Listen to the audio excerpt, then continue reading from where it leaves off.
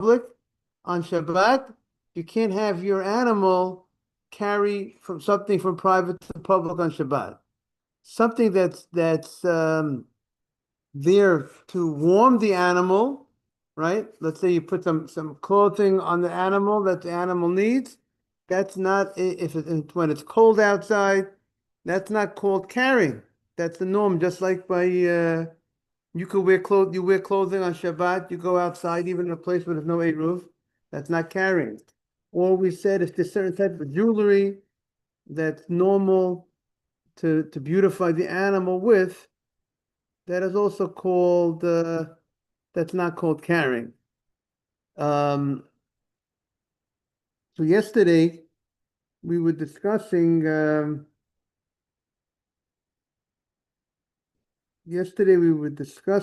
Mishnah spoke about a certain collar that you would put around the neck of the animal, and there was a cord there was like a leash attached to that collar, and there was a ring inside. There's a ring inside the collar, a leash attached inside the ring, a rope, and then you would pull that rope to keep the animal. You want to restrain the animal right there, but you don't want the animal running away, right? So that would be the one I sent to the group that we're on. So that would be the share. The Mishnah spoke about the Bali Hasher, that the animals that go out that have these collars, um, and you pull with them. And the Mishnah talks about pulling them and going out to public property with them. You see this area, you see a lot. Those type of things. Yeah.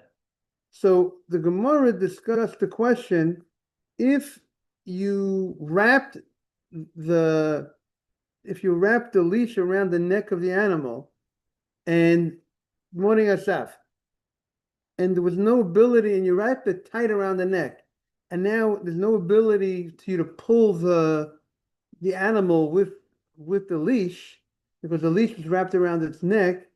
The question is that considered normal beautification of the animal?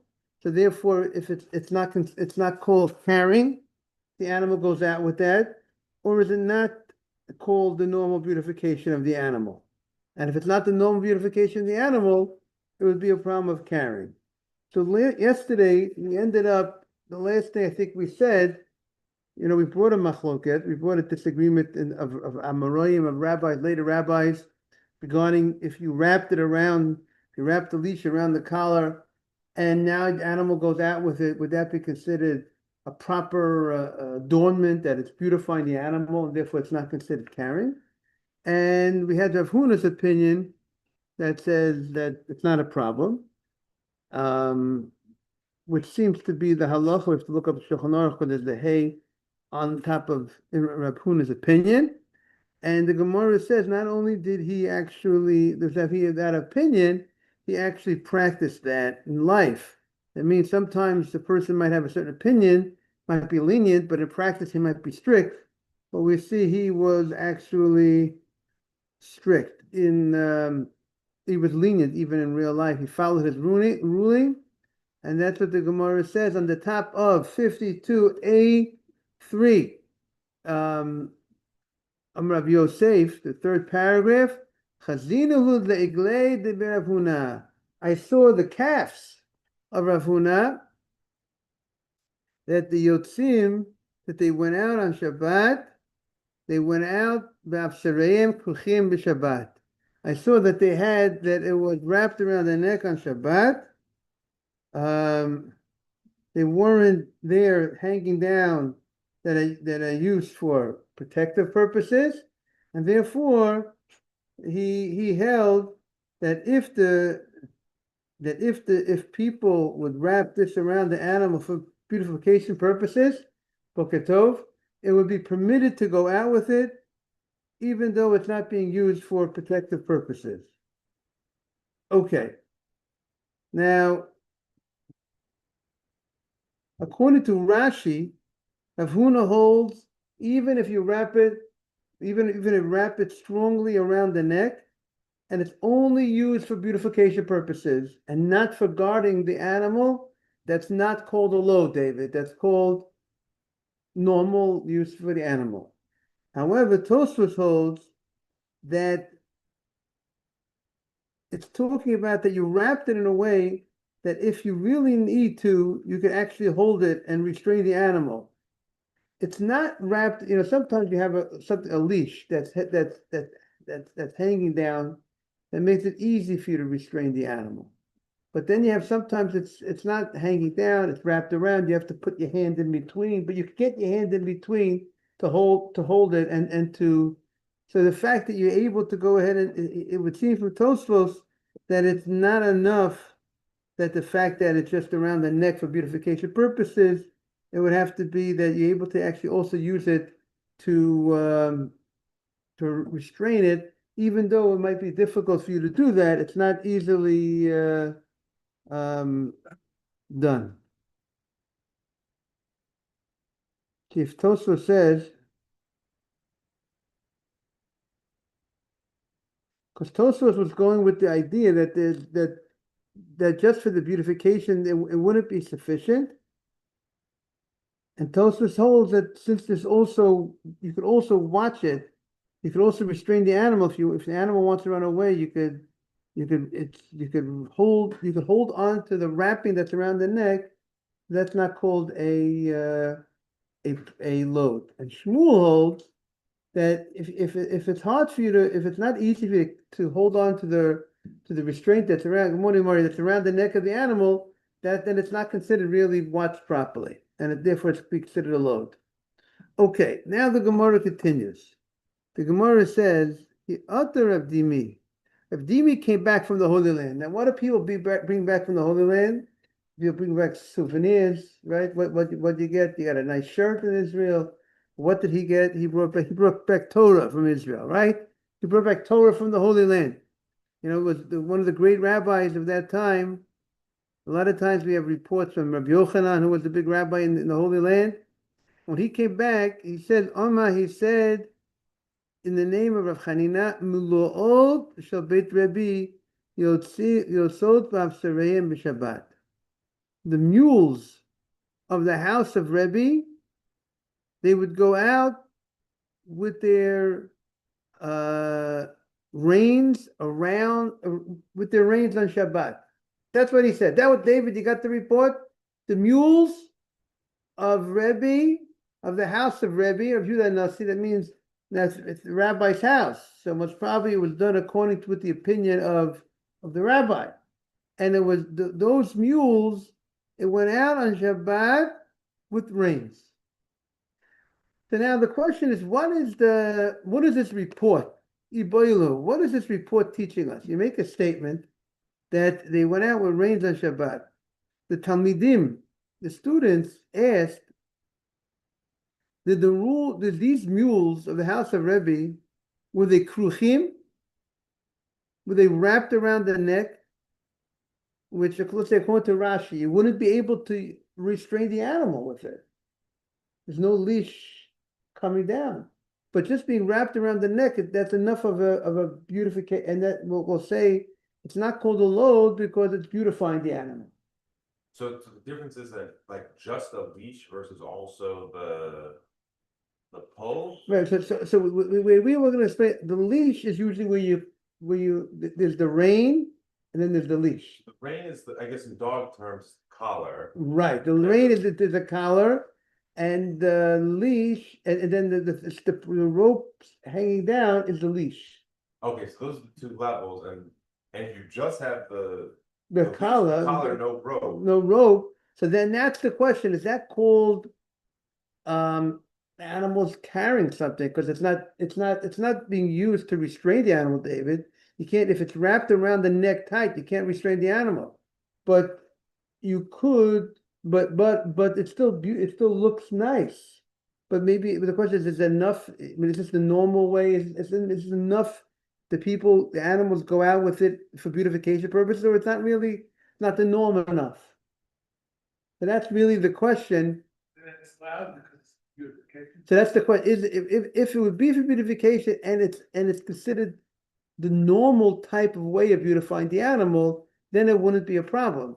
But it seems to me the question is this type of thing that generally you throw a leash on it that sticks out, now you're just wrapping it around the neck, is that called beautification enough or not? That seems to be the question.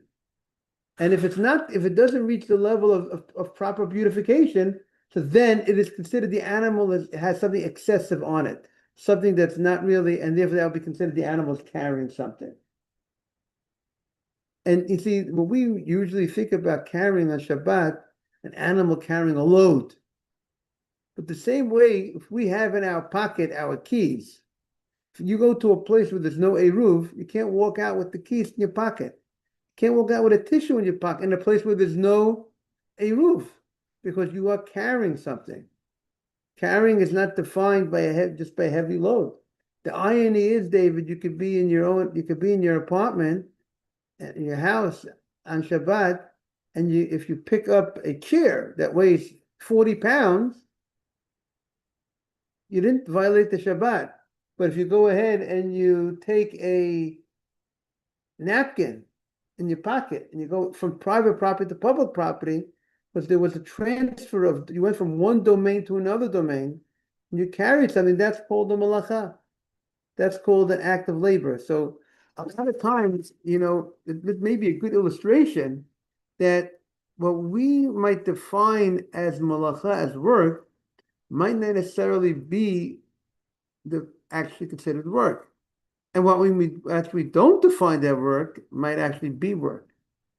Therefore, we need to understand we need to have the explanation of what we need the rabbis to tell us what is defined as work on Shabbat, what is defined as not work. Now, carrying is one of the, I would say, the hardest out of the 39 malachot. It's the hardest, one of the hardest ones to wrap your head, or as we spoke yesterday, around it, to recognize that that's called an act of labor on Shabbat. If you go from private to public with anything of use in your pocket. Okay? David, is it clear?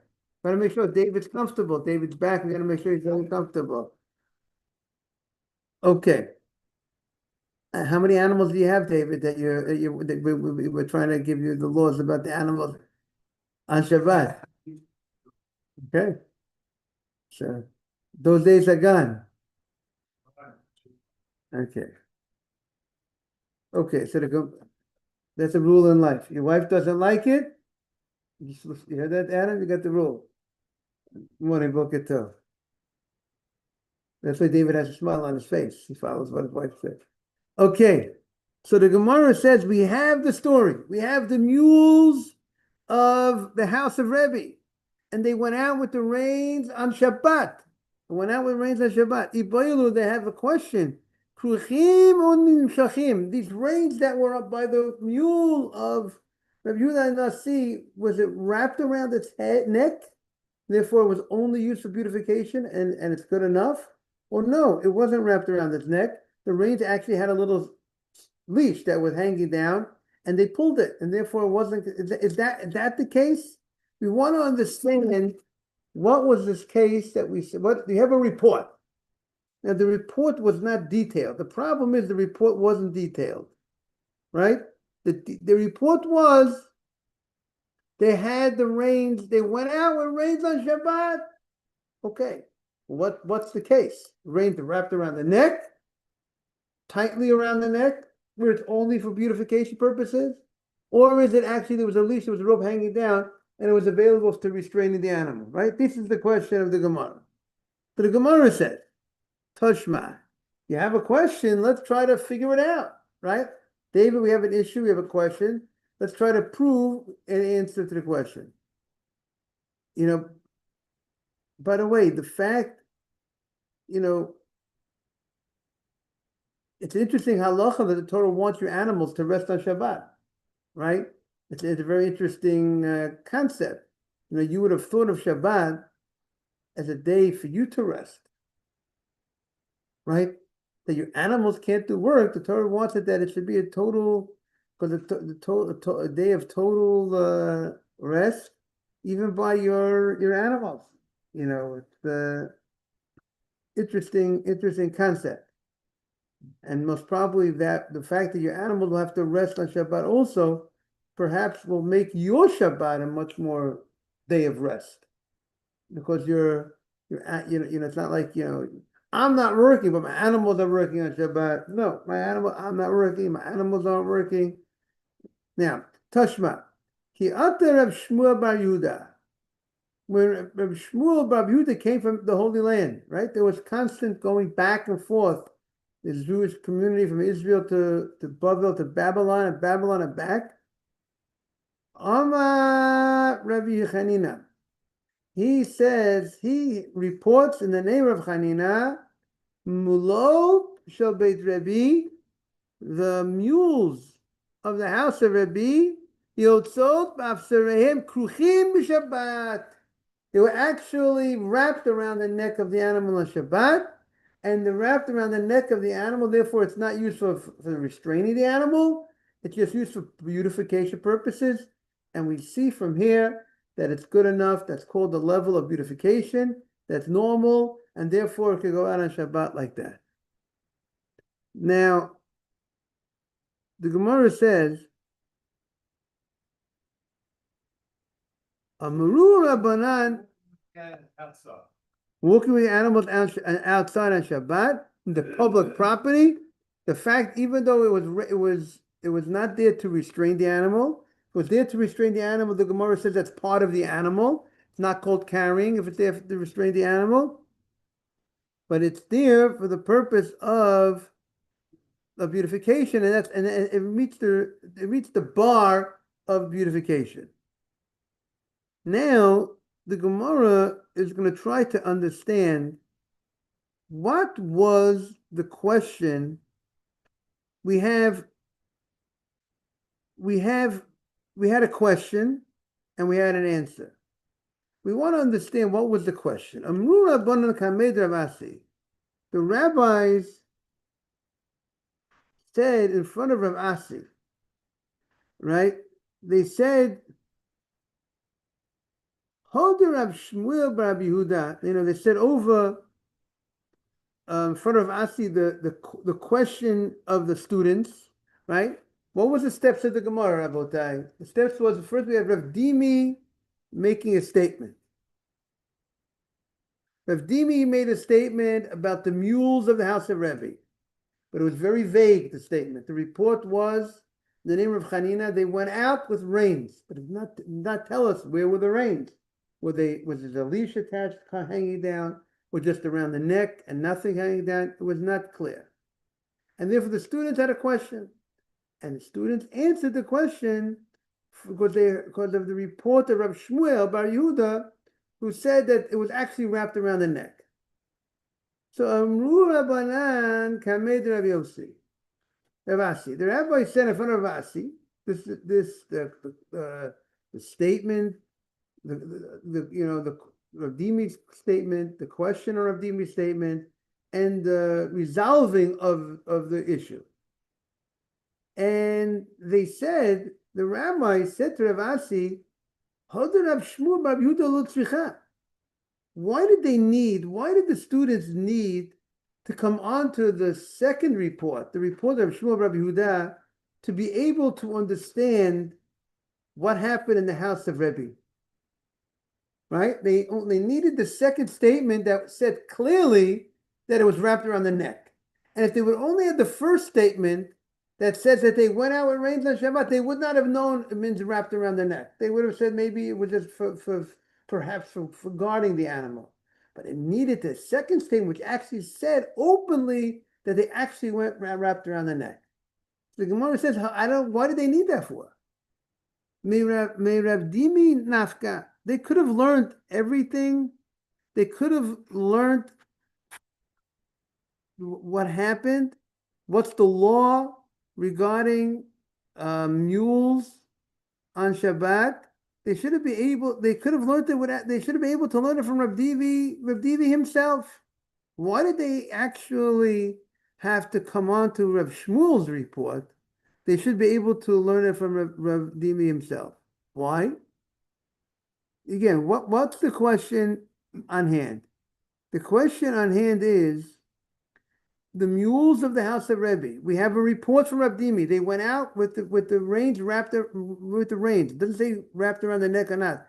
And the Gemara had a question: was it wrapped around the neck? Not wrapped around the neck. And the Gemara came on. We have another report from someone else that says it was actually wrapped around the neck. But without telling us it was wrapped around the neck, we would have thought maybe it wasn't wrapped around the neck. Maybe it was just it was hanging it down. So the Gemara says, well, how would you even think that way? The Gemara says, because the Isak if Rav Dimi's statement when he says the Rebbe's, the house of Rebbe, they went out with the mules the mules went out on Shabbat with reins. If he meant to say, if the whole report is saying that the reins were just hanging down like any normal reins to protect the animal as a restraint, we would have learned, we would have already known that from the story of Rav Shmuel, of Rav Yehuda, in the name of Shmuel. Why? We already have on record that a mule, the reins are considered a proper guard, a proper restraint. It's enough to restrain the mule. So why would Rav Dimi have to come to report from Israel? You know what? The mules of Rebbe went out with a leash, with reins on Shabbat. If he's coming to tell us that it's considered a sufficient restraint, we already know that from the other rabbi. So we don't need him to tell us. So if he's telling us something, he's telling us something that we don't know. So obviously he's telling us what we don't know is if it's totally wrapped around the neck, which we did not have on record, whether it's considered proper noi beautification or not. He's teaching us that it's considered, it reaches the bar of beautification. So what do you need to come up to another rabbi to explicitly state, even if it's totally wrapped around the neck, it's good enough. Without that other rabbi, we would know it. Just from Rav Dimi's report. You remember the story Shazu Bazu? Mahu. They had the question, if let's say you had certain animals that needed a higher level guarding, let's say that white camel, that white female camel, it's a little wild. And if you put reins around it, it's not, they had the question, would it be, generally you need something stuck in its nose, something in the nose of the animal, you stick the reins through the nose. But if you put just regular reins around the neck, what will be the halach in such a case? Or the opposite. You have the camel, the male camel that's pretty tame, and you put in a higher level of restraint. You put in that nose restraint. Would that be considered carrying or not? So they asked the question. And Rebbe said, listen. Rebbe said, I want to tell you. There's no question about it. If you put a lower level of restraint that's not going to do anything, that's called carrying, right? If you take that female white camel, that's white donkey, what was it? I mean, it's a camel. And if you put just the reins around its neck, it's not good enough. It's not going to do anything. That's carrying. The question would be, if you have a restraint that's more than necessary, is it restraint, David, that's more than necessary? Is that called carrying or not? So that it does the job, but if you do it, but it's more than what you need. It's not that you don't need that. So that's called carrying. That was the discussion in the Gemara. But he went on, but what did they respond? They switched around. They gave the higher level, the animal needs the higher level security, got the lower level. The one needs the lower level, got the higher level. What's the law? And Amar lefanav Rabbi Shmuel Rabbi Yossi, and Rabbi Shmuel Rabbi Yossi was there when they presented the question to Rebbe, and he said, Kacha ma'aba. He said, this is what my dad said. Arba mehemot yotzos ba'afsa. 4 animals, they could go out with the afsa. 4 animals could go out with the rein on Shabbat, meaning the rein as a leash, and it's considered good enough protection. Who name that tune? Who are the 4 animals, David? Right? The sus, the horse, the parrot, the mule, the gamal, the camel, the chamar, the donkey. They all could go out on Shabbat if they, even though you might have thought they might need a higher level security. This does a trick, and they could go out If they go out on Shabbat, it's not called carrying. It's still within the window of normalcy. So here we're talking about for protection purposes, to protect, to restrain the animal. Now, so we already know that a mule could go out with a rein to protect it. So now if you come ahead and you come and give a report that, you know what, a mule the mules of Rebbe's house went out with a rein. What was the rein used for? Beautification or security? If it was security restraint it, we already know that that's fine. So therefore, if we know already it's fine, so obviously if you're telling me about it, you're telling me something that I didn't know. That even for beautification purposes, good morning, it's good enough. So therefore, why do I need the second? Why do I need the Shmuel Rabbi Yehuda's report that said that the reins were around the neck? Without that, I would know from Rabbi Dimi's statement alone. Amalu Rav Asi says it's Itzrichlu. We need it. It's not that you would not have known it from just the statement of Dimi. It would not be enough. We need it. Why do we know it? We're on the bottom of 52A3, the last paragraph, right column. It's the chul. We need it. Rabbi Yehuda nafka. If I would learn only from the story of Rabbi Yehuda, that Rabbi Yehuda reported Rabbi Yehuda reported the story of, when it was this last story that Rav Yehuda reported that when they were in front of Rabbi Yehuda Nasi and they asked the question of Yehuda Nasi, what's the law if you did a lower level restraint or a higher level restraint? And the response was, one of the members in the audience responded when the question was presented to Rabbi Shmuel Rabbi Yossi responded, my dad said that a restraint for a mule and a horse and a camel and a donkey, regular reins is enough of a restraint. Havamina, I would have thought if I would only have that report, if I would have that, meaning you're telling me like this, Rav Dimi makes a statement. The mules of the house of Rebbe went out with reins on Shabbat. And then you're telling me you wanted to know, that the students want to know, what was it? Was it around the neck or not around? Was it tightly around the neck and it's only for beautification purposes or not?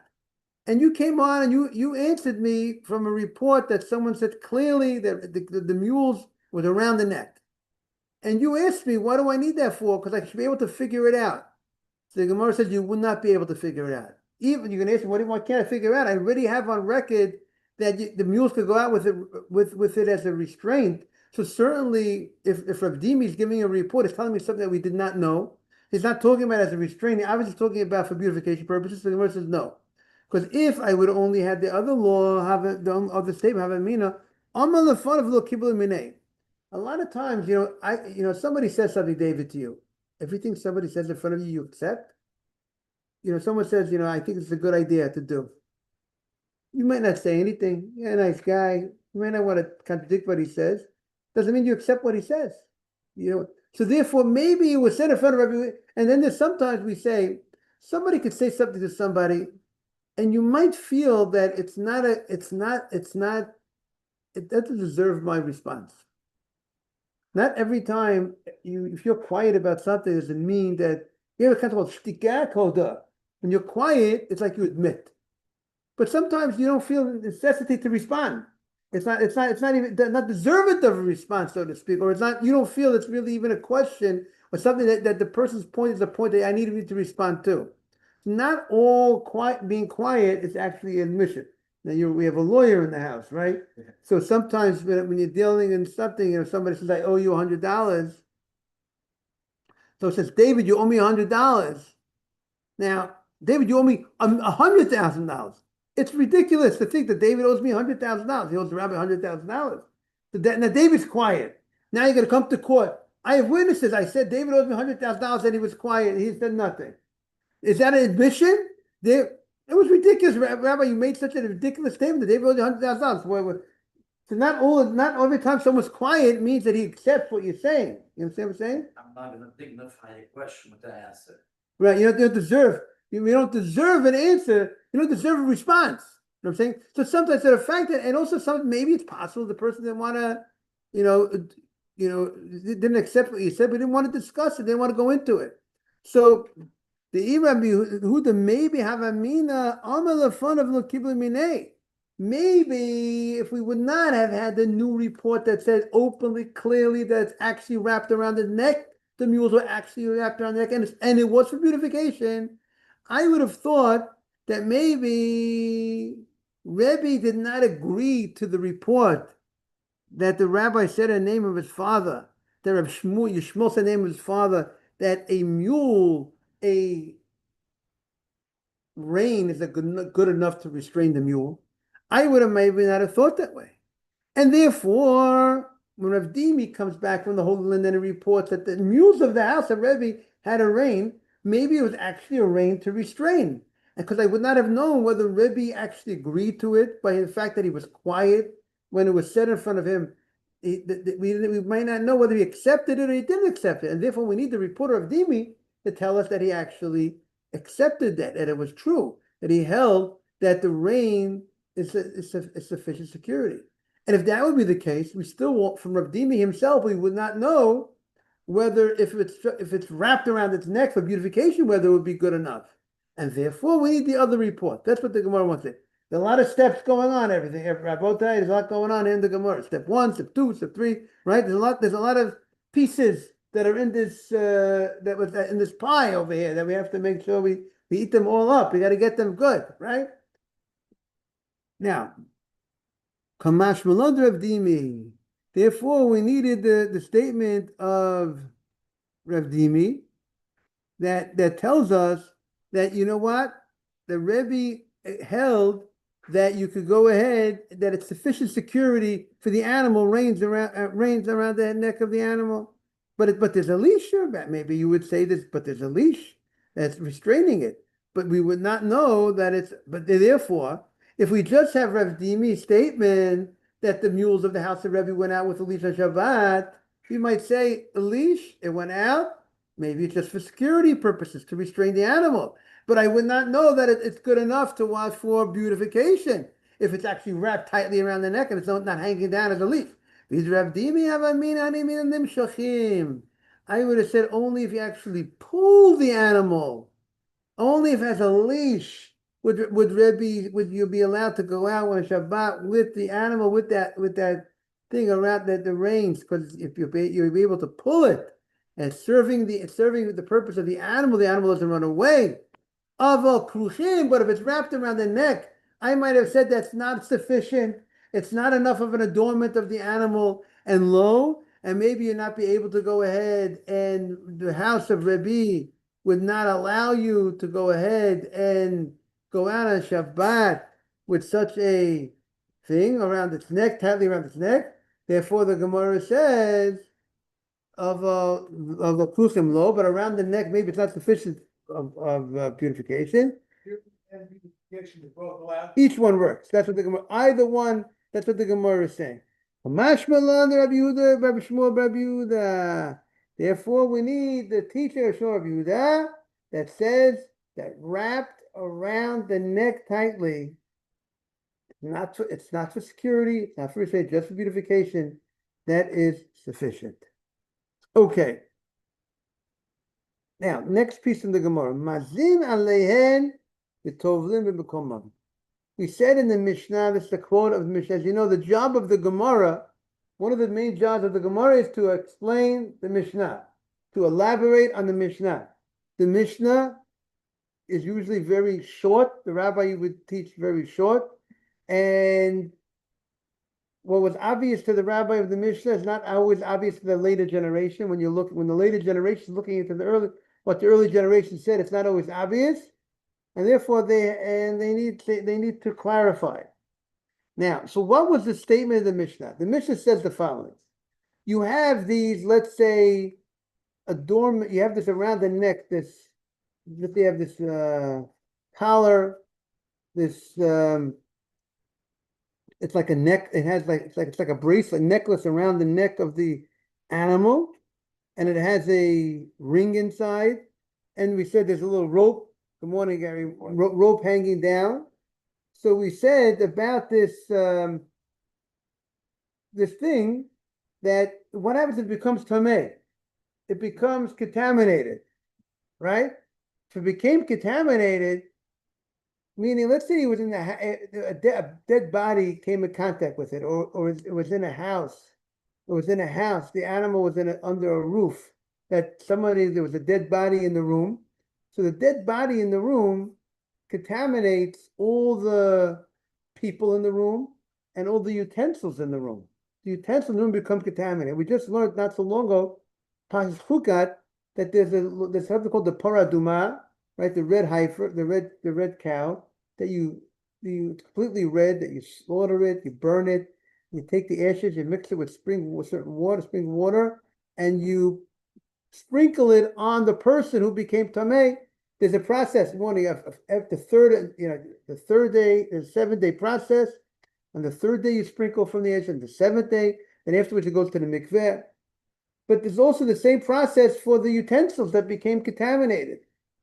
And the Mishnah tells us an interesting novel chidush, that while this necklace, so to speak, a collar around an animal is around the animal, you could go ahead and sprinkle from the ashes while it's there. You don't have to remove it to sprinkle the ashes. And also, you could walk the animal into the ocean with it, and it will be considered a good dipping. If, let's say it became contaminated, and you want it, and it needs to go to the mikveh, right? After the 7-day process of the sprinkling, you have to go to the mikveh. You could go in and walk the animal in with this wrapped around the neck of the animal. Now, obviously, the Gemara is going to ask the question, why isn't it? The Gemara is going to say, you have to figure out how the water is going to make sure that the water is going to touch the whole thing on all sides of the item, or else it wouldn't do the trick. So we'll see more tomorrow about this. Have a great day, everybody. Thank you for joining. Morning. Thank you. Have a great day. Welcome back, David. Where's Ralph didn't show up today? Ralph, if you would have known that you were here, call him up. No, I close this. Oh. I got, what's that? Oh yeah, just do end meeting for all.